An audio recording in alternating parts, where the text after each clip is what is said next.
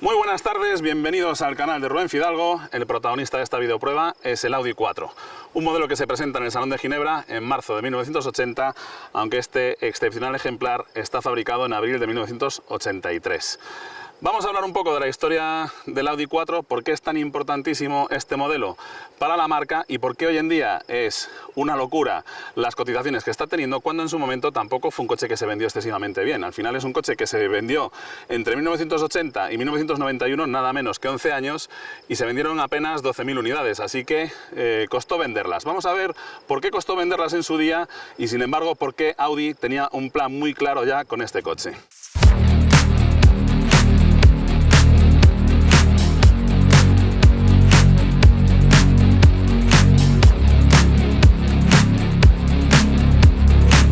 Os decía que el Audi 4 es un coche que sentó las bases para que Audi haya llegado a estar donde está. Y la historia de este coche empieza en 1966. Os decía antes que se presentaba en 1980, pero 14 años antes Jensen lanza al mercado el Interceptor FF. El Fórmula Ferguson, ¿de acuerdo? Fue el primer turismo de tracción total, aunque ya había coches de tracción total mucho antes, como los Latil de principios de siglo, fabricados en Francia. Pero Jensen fabrica el primer coche, digamos, de producción, aunque se vendieron muy mal las pocas unidades que se fabricaron, de tracción total. Audi toma esa idea del Jensen Interceptor y comienza su plan en base a ese concepto, ¿de acuerdo? Lo primero que hace es que en 1977 se busca la manera de que la FIA derrogue la prohibición de utilizar coches de tracción total en competición. Y a partir de ahí empieza el desarrollo de su coche deportivo de tracción total. Para ello utiliza como mula un Audi 80 con el sistema de tracción total del Volkswagen Iltis y ve que ese coche funciona bastante mejor de lo que esperaban, de forma que siguen adelante con el desarrollo. Los responsables de ese desarrollo van a ser principalmente tres personas: Georg Bessinger, Walter Tresser y, como no, Ferdinand Piëch.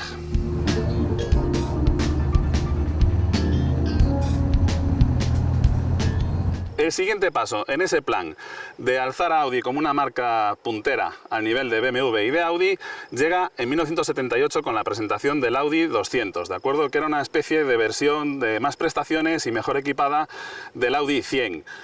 Sobre todo se buscaba con ese coche también empezar a conquistar el corazón del mercado americano, que no podíamos olvidar que es el mercado más importante que hay en el mundo en ese momento.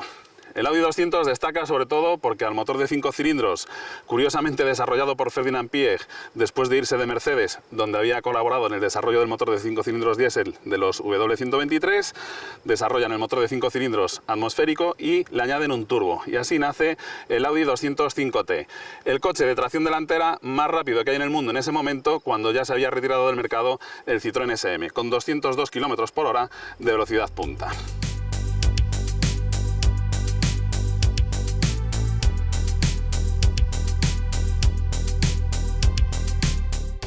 Además del motor del Audi 200, con algunas mejoras que veremos más adelante, el Audi 4 hereda de la berlina de lujo de Audi el frontal, ¿de acuerdo? Con dobles faros rectangulares que tiene una estética muy del gusto de los coches americanos y que después, lo veréis más adelante, le vinieron muy bien para el equipo de competición de rallies.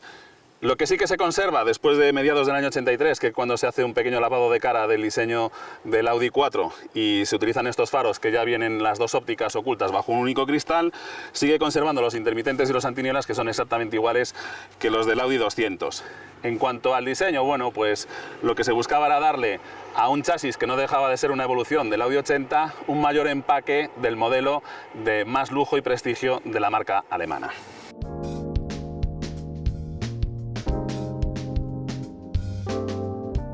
Detrás de esta rejilla en el faldón tenemos una de las diferencias técnicas que hay entre el Audi 200 y el 4, y es que aquí se puede ver el radiador, el intercooler que me enfría el aire de sobrealimentación del turbo, y eso me le va a permitir que el turbo sople algo más de presión que en el Audi 200 y con ello suba la potencia de 170 hasta 200 caballos. Y os decía que el hecho de tener el diseño del frontal con el doble faro rectangular les había venido muy bien al equipo de competición, hasta que en 1981, en la prueba del Rally Acrópolis, uno de los jueces se dio cuenta de que en uno de los saltos el faro de largo alcance de uno de los Audi 4, cuando levantó el vuelo, se había caído y al pegar el bote volvió a colocarse en su sitio. Y descubrieron que lo que hacían los Audi era que en ese faro de largo alcance lo que realmente tenían en lugar del faro era una trampilla que imitaba al faro, pero de forma que cuando el coche cogía mucha velocidad, el aire vencía esa trampilla y lo que hacía era aumentar la superficie de contacto del intercooler y también de una entrada de admisión adicional para aumentar la potencia del coche precisamente en los tramos más rápidos. De alguna forma, al equipo de Audi llega la noticia de que ese juez se ha dado cuenta de la trampa, retiran los coches de la prueba y evitan así una sanción que les habría eliminado de la temporada e incluso les podrían haber penalizado durante más años. Eso sí, le costó la cabeza al director del equipo, Walter Tresser, nada más y nada menos que uno de los responsables del desarrollo del Audi 4.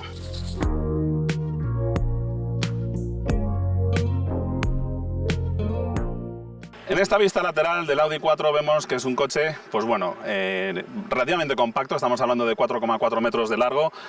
No tiene demasiada batalla, 2,52 metros de distancia entre ejes y es que si os fijáis tiene bastante voladizo porque el motor va colgado totalmente por delante del eje y también en la parte trasera tenemos bastante voladizo.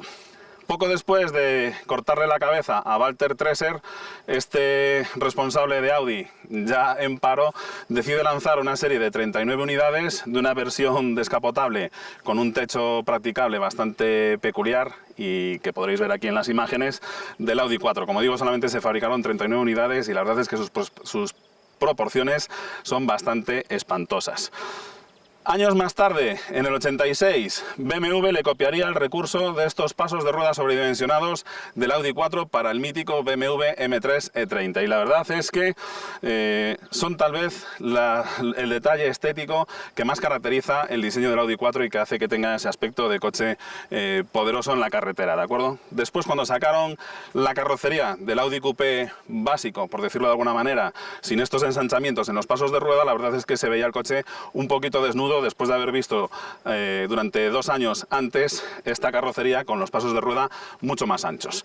En ellos tenemos unas llantas de 15 pulgadas, a partir del año 86 pasarían a ser de 16 pulgadas cuando se introdujeron mejoras como el diferencial central Torsen, ya como año modelo 87.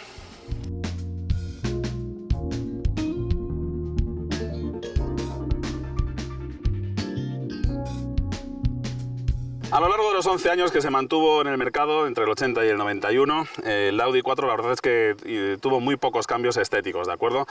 En el frontal, lo que os comentaba, cambiaron los faros, cambiaron también las llantas, que pasaron a ser de 16 pulgadas, y en la parte trasera se les puso unos pilotos completamente ahumados, imitando la estética del Sport 4, la versión de chasis corto que Audi tuvo que lanzar al mercado para poder homologar la versión del Grupo B de rallies, de la cual hablaremos más adelante, cuando vayamos conduciendo el coche. Estéticamente es un coche bien proporcionado, estamos hablando de que mide 1,72 m de ancho, es bastante ancho para su altura, 1,35 m, y tiene unas formas bastante características y que a lo largo de los años la verdad es que han envejecido bien, aunque en su día tampoco enamoraron demasiado. De hecho, ya os comentaba que costaba mucho vender esas poco más de 12.000 unidades que se fabricaron, y entre otros motivos estaba su enorme precio, ¿de acuerdo? Estamos hablando de un coche que andaba en el entorno de los 8 millones de pesetas en los años 80.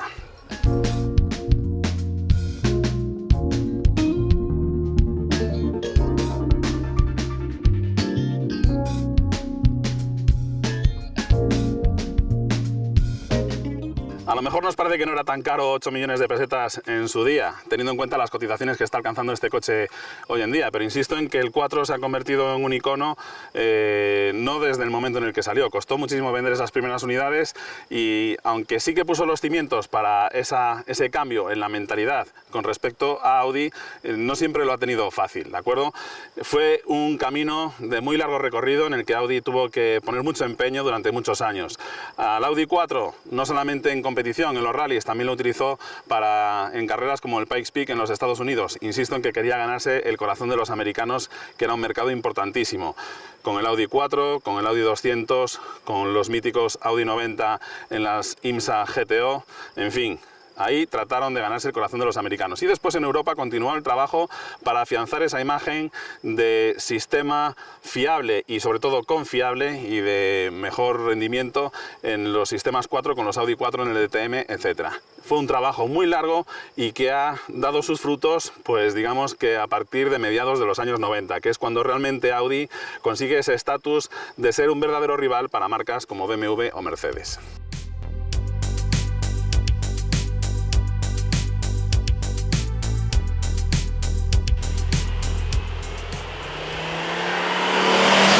Al abrir las puertas de este Audi 4 nos encontramos primero con el logo de Power Lock. El cierre centralizado de estos coches es con un sistema de vacío, lleva una pequeña bomba atrás en el maletero y un interior muy típico de los años 80, con esta tapicería de velour y unos asientos que aparentemente son muy confortables, pero que luego a lo largo de los kilómetros fatigan un poco. Si os fijáis, el respaldo aprieta mucho en la zona de los lumbares, pero los hombros nos los deja un poquito en el aire.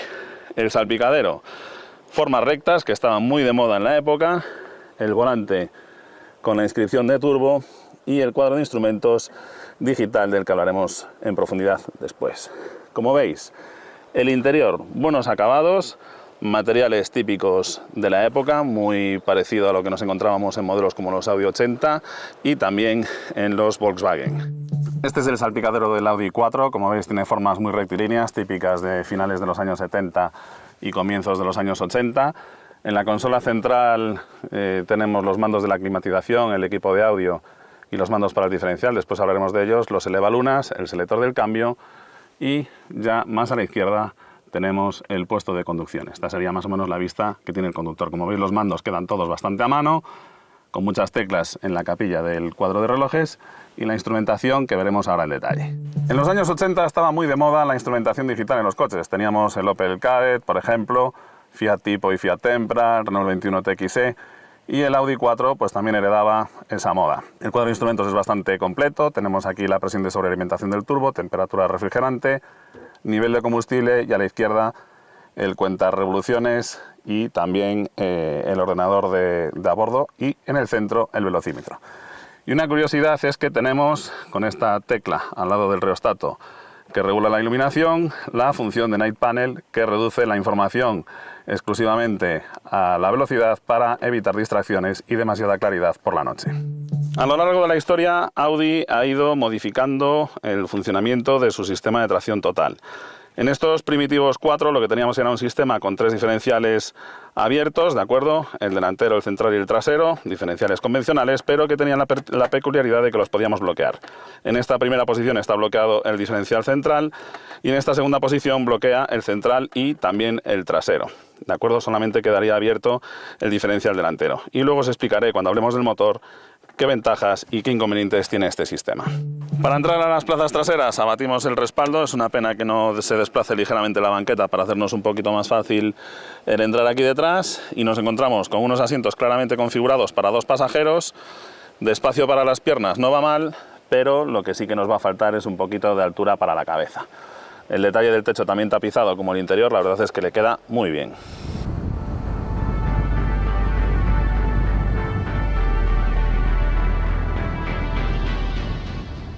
Aunque su línea de fastback pueda hacernos pensar que el 4 es un coche de 3 puertas, no es así, es un coche de 2 puertas, ¿de acuerdo? No se abre la luneta trasera, solamente se abre esta parte de la tapa del maletero, para lo cual tenemos que abrir la puerta del conductor, darle a esta palanca y ahora sí, ya podemos levantar la tapa, que aunque no es muy grande, es bastante pesada.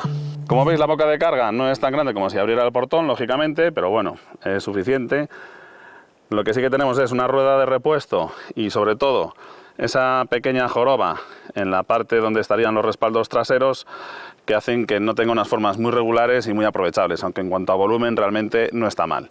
Eso sí, mejor cargarlo con bolsas de deporte que con maletas rígidas. Muy bien, pues llega el momento de conocer el cerebro de la bestia. Ya os decía que heredaba básicamente la mecánica del Audi 205T, aunque con algunas modificaciones que hacían que subiera de 170 a 200 caballos. Básicamente los cambios están en... La principal diferencia con el motor del Audi 200 es que la presión del turbo sube de 0,5 bares a aproximadamente 0,9. Para conseguir eso tuvieron que meter un intercooler y aumentar esa presión implicaba también que se nos deformaba esta tapa de aquí donde está el dosificador de la inyección Cayetronic. Tronic, de forma que a estos Audi 4 esta pieza ya era de metal en lugar de ser de plástico. La inyección es una calle Tronic, K de chorreo constante, ¿de acuerdo? Los inyectores están siempre abiertos. Solamente tiene un inyector controlado por una electroválvula, que es el inyector de arranque en frío, ¿de acuerdo? Esto lo gobierna el arranque en frío, pero los otros 5 inyectores para cada uno de los cilindros dosifican la gasolina simplemente variando la presión del combustible. Cuanta más presión, el inyector está abierto siempre, pero si le llega más presión mete más caudal dentro de los cilindros, y así es como dosifica este motor la mezcla. Una peculiaridad de este motor es que, si os fijáis, es una culata bastante arcaica.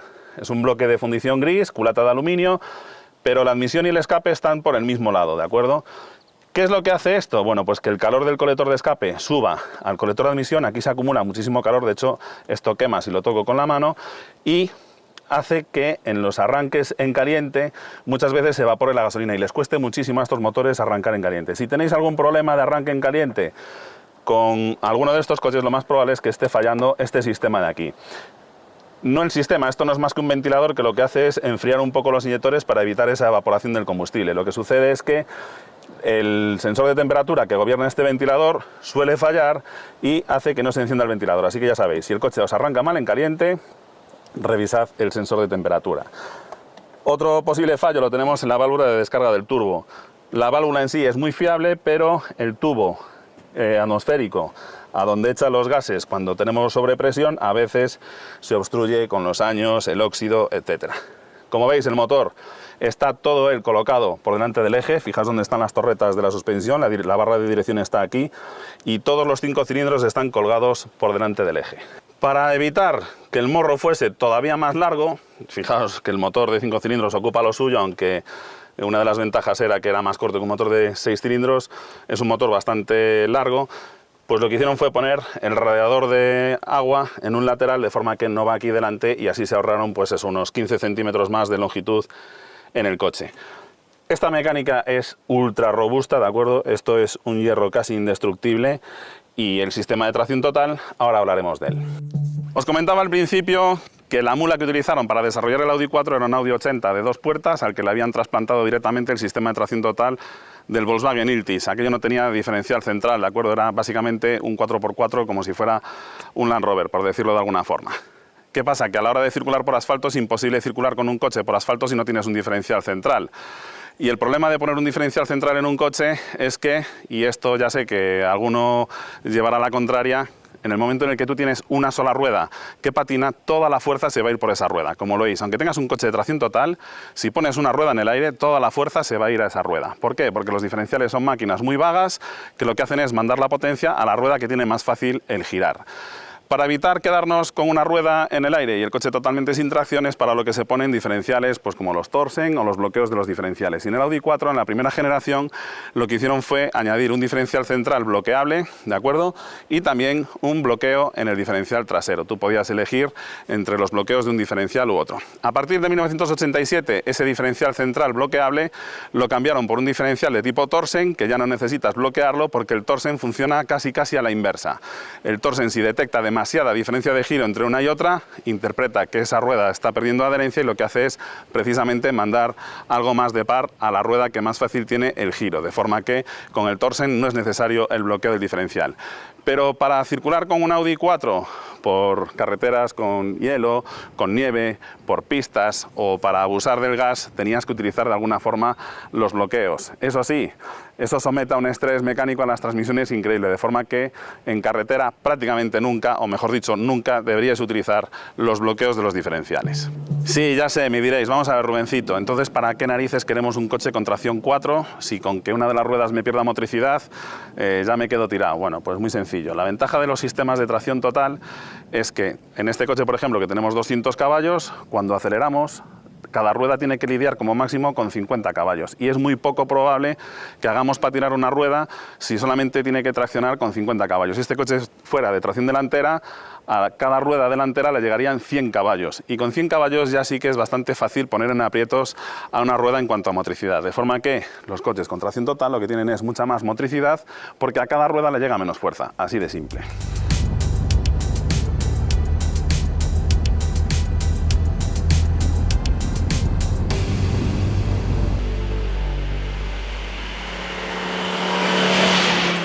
Muy bien, pues vamos a ponernos en marcha en este Audi 4. Vamos a cogerle un poco el tiento a los mandos.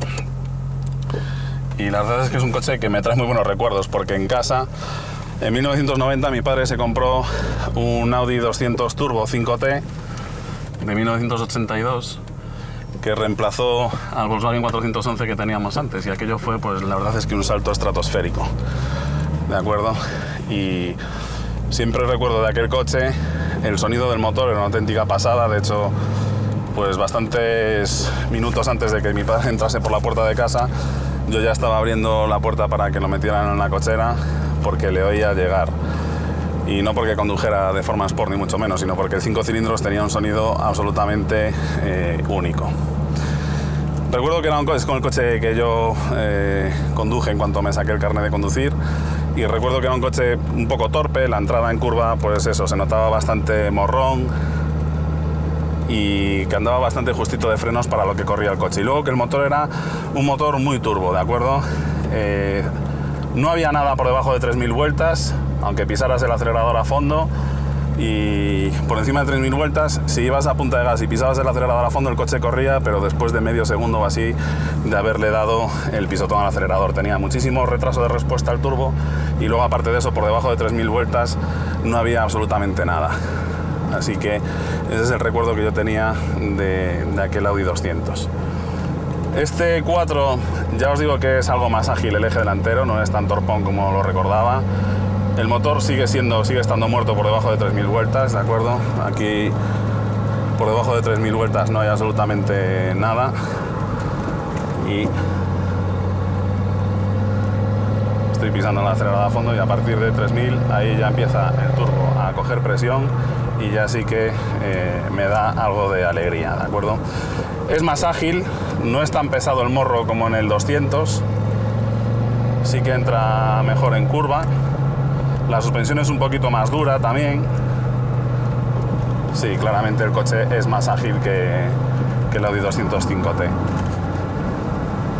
Y luego otra cosa que recuerdo del Audi 205T era que era tan brutal la entrega de potencia que perdía bastante rueda. Menos mal que aquel tenía diferencial autoblocante, aunque era solamente de tracción delantera, tenía un diferencial autoblocante y corregía un poquito las pérdidas de motricidad, porque aquello se encabritaba y se ponía de manos.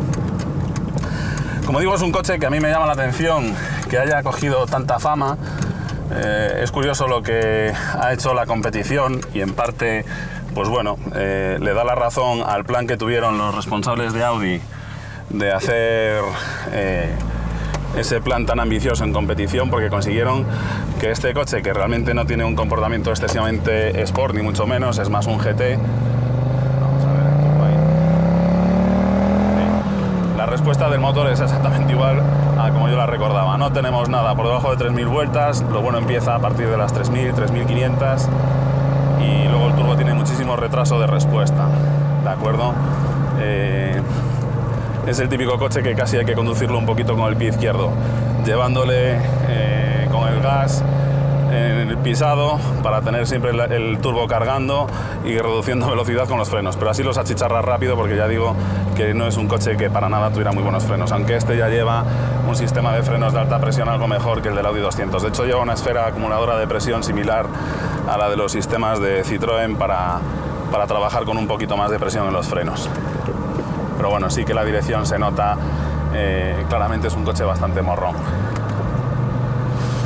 En fin, lo que os decía, es un coche que para nada es un coche deportivo, ni muchísimo menos. Es algo torpe en la entrada, se nota pesado, estamos hablando de 1.400 kilos aproximadamente en orden de marcha, con un motor con una respuesta que no es nada agradable para la conducción sport, porque es muy de patada, no es un coche fino de llevar, porque de repente te llega toda la potencia de golpe y más tarde de lo que la esperas, tienes que anticiparte muchísimo con el gas a la situación, porque todo te llega con un poco de retraso y con muchísima brusquedad. Sin embargo, pues esa imagen de los coches de los Grupo B ganando rallies, que tampoco ganaron tantos, ganaron 2 mundiales, pues ha conseguido que tengamos la imagen del Audi 4 como un deportivo de raza, ¿de acuerdo? Cuando en realidad pues no lo era. Ni siquiera los Sport 4 con 300 y pico caballos eran realmente deportivos de raza como quien dice, ¿de acuerdo? El tema de la competición en el Pikes Peak es impresionante lo que hacía Walter Röhrl con estos coches. La imagen que hay bailando con los dos pies sobre los tres pedales es impresionante, y la verdad es que el propio Walter Röhrl reconocía que era un coche que no le gustaba nada su conducción, que lo que más alababa del Audi 4 cuando lo conducía en rallies era la potencia del motor de 5 cilindros y su sonido, y por encima de todo también la tracción 4 cuando salió. Pero después consideraba que era muchísimo más agradable de conducir el Lancia 037 que el Audi. Al Audi decía que le costaba muchísimo girar, que era un coche que tenía que hacerlo derrapar constantemente para que entrase en las curvas, porque no le gustaba para nada girar, con lo cual pues eso, y realmente es así, es un coche que no es para nada un coche de comportamiento deportivo. Eso sí, tiene una estética impresionante, todos tenemos en la mente esa imagen del coche ganando carreras y de Walter Röhrl sacándole la quinta esencia, y por supuesto la irrepetible Michèle Mouton volando con un coche que era muy muy difícil de conducir. La verdad es que ole por esta mujer, porque vamos, demostró que era buenísima, era una conductora excepcional.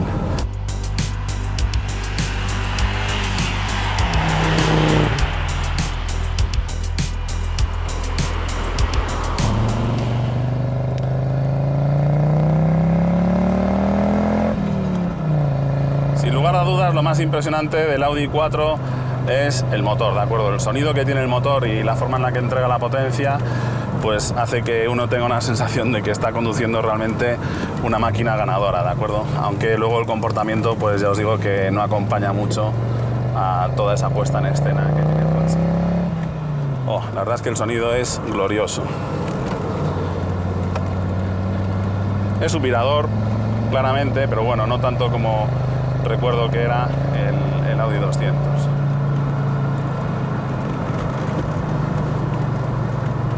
Me gusta mucho el tacto de la dirección, está menos asistida que en el Audi 200, es algo más dura, y me gusta el tacto de la dirección, mucho, la verdad. Es cierto que le cuesta entrar en las curvas, pero me gusta la sensación que transmite el volante. Es un coche fácil de llevar.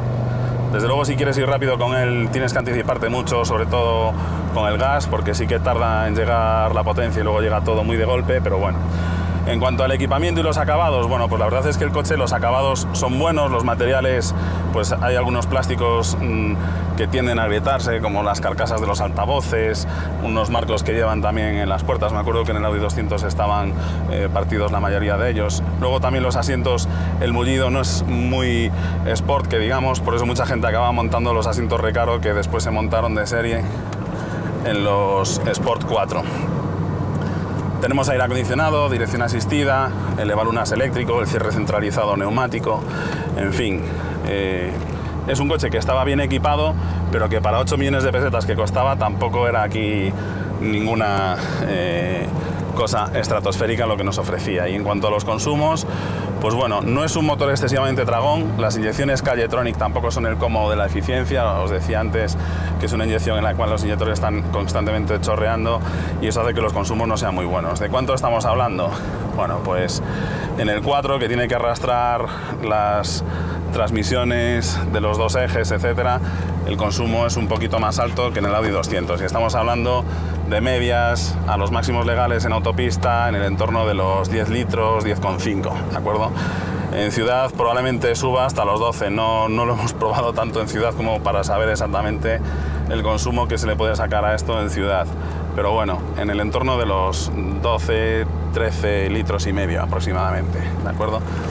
Eso sí, si quieres conducirlo en modo sport y sacarle la quinta esencia al 5 cilindros turbo y estar constantemente sacándole esos 200 caballos, es fácil ver aquí cifras pues en el entorno de los 20 litros, ¿de acuerdo? O sea, cuando aquí le pisas, esto traga una barbaridad.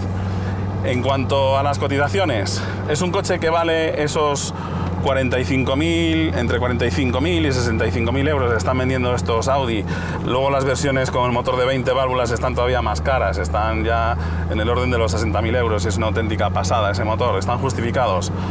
Bueno, sinceramente yo creo que un Audi S2 con el motor ya de 20 válvulas, un sistema de tracción total más elaborado, una construcción mejor hecha que la de este Audi 4, están a precios de derribo y objetivamente es mejor coche que este. Es cierto que no tiene ese aura mágica que sí que tiene el 4, pero un Audi Coupé S2 es una auténtica pasada de coche, con el mismo corazón que este, la misma técnica, mejores prestaciones, mejor comportamiento dinámico y a un precio mucho más razonable. Pero, insisto, en los coches clásicos uno no paga lo razonable sino las emociones. En cuanto a emociones, sí que es verdad que simplemente el hecho de ver este coche aparcado, observar los detalles, las aletas ensanchadas, escuchar el sonido del motor, etcétera, eso es algo que, ¿cómo lo puedes cuantificar? No puedes darle realmente un valor. Y al final los coches clásicos, el valor pues es lo que uno quiera darles.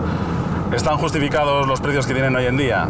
Bueno, teniendo en cuenta que es un coche del que se han fabricado al final muy pocas unidades, estamos hablando de 12.000 unidades nada más, que es un coche con pedigrí, con una buena mecánica, unas buenas prestaciones y que hoy en día se puede utilizar perfectamente sin ningún problema porque es un coche fácil de conducir, que no te plantea ningún problema, pues yo sí creo que es razonable pagar los precios que hay ahora. Lo que pasa es que, bueno, sí que es cierto que antes estaban mucho más baratos, pero es que a lo mejor antes tampoco estaban al precio justo que deberían estar.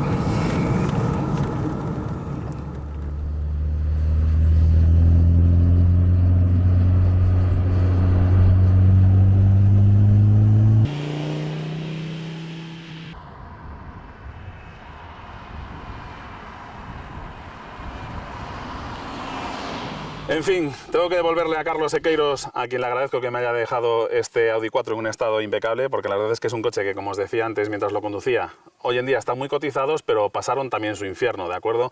Y durante esa etapa en el purgatorio, la verdad es que les hicieron 1000 perrerías a estos coches, así que es muy difícil encontrar uno en las condiciones en las que está este. Dicho esto, y después de agradecerle a Carlos Sequeiros que me ha dejado su coche, ¿qué es lo que más me ha gustado a mí del Audi 4? Bueno, pues por encima de todo su imagen, y no me refiero al diseño, me refiero a su imagen, y es que cuando miramos un Audi 4, realmente nuestro cerebro no está viendo exactamente estos pilotos y tal, sino que está viendo un coche de rallies volando por encima de un rasante con Michel Mouton a los mandos. La verdad es que la imagen del Audi 4 es absolutamente reconocible y un sueño para la mayor parte de los aficionados. Lo segundo que más me gusta del Audi 4 es el motor. Este 5 cilindros es una maravilla. Aparte de ser una roca mecánica, han sacado de él infinidad de gamas de potencia. Los atmosféricos con 136 caballos, 170 en los turbos, 200 en los turbos con intercooler, 220 cuando llegaron las 20 válvulas, 300 caballos, 500, hasta casi 700 caballos han llegado a sacar básicamente del mismo bloque motor. La verdad es que este 5 cilindros es una maravilla y suena a verdadera gloria. Lo tercero que más me ha gustado del Audi 4, su sistema de tracción. Es cierto que no es un invento de Audi, pero la verdad es que Audi, a base de empeño y de publicidad y de insistir, al final acabó convenciendo a la gente de que la tracción 4 pues tiene sus ventajas. E indudablemente las tiene cuando han conseguido el palmarés que han conseguido en distintas competiciones. Por el contrario, ¿qué es lo que menos me ha gustado? Y aquí también me ha echado una mano Carlos, su propietario, que lo sufre o lo disfruta, mejor dicho, más a diario. Bueno, pues los asientos, la verdad es que no tienen una ergonomía muy buena y eso también lo recuerdo comentárselo a mi padre, de que bueno, cuando hacía los viajes largos eran unos asientos que le fatigaban bastante. Lo segundo que menos le ha gustado es que es cierto que el coche tiene una estampa súper deportiva y tenemos esa imagen en la cabeza del coche ganando rallies de competición, pero luego cuando lo conduces es un coche con un tacto bastante de berlina, ¿de acuerdo? Pues eso, morrón, con una suspensión bastante confortable, unos frenos que no están a la altura de las prestaciones del coche, en fin, el comportamiento del coche no es lo que uno se espera, pero en parte esto es lo que os decía al principio. Cuando miramos un Audi 4 no estamos viendo este 4 que tenemos aquí delante, sino que nos lo estamos imaginando, pues eso, a Walter Röhrl exprimiéndole a todo lo que daba. Y lo tercero que menos gusta del Audi 4 es que la tapa del maletero, la verdad es que es algo incómoda, no tenemos ninguna forma de abrirla, salvo yendo siempre al tirador, y eso nos obliga a abrir la puerta del copiloto, etcétera.